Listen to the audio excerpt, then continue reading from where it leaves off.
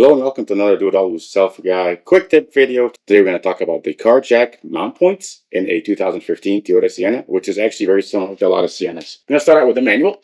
In the user manual, there's a specific page that talks about positioning a floor jack and where it goes. Two mount points, one for the front right there, and one for the rear that you can use to position a floor jack. But most likely you're not going to use these mount points. You're going to use mount points on the side.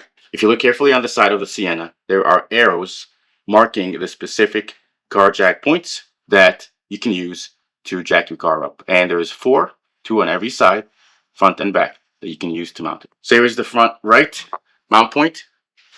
Take a look, step back. Here's the one for the back right mount point.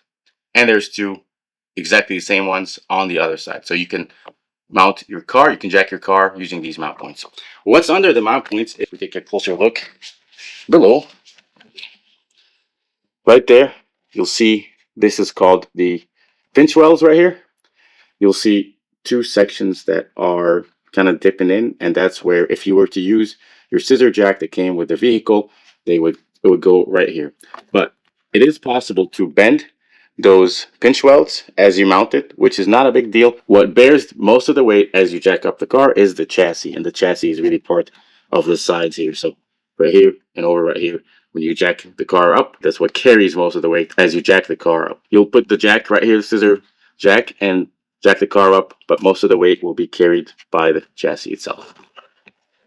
Again, you're likely not going to use the under the vehicle mount points, but you'll use these car jack points right here and right there to jack one side of the car as needed. I hope you found this video helpful. If you did, give it a like and subscribe to my channel. Thanks for watching.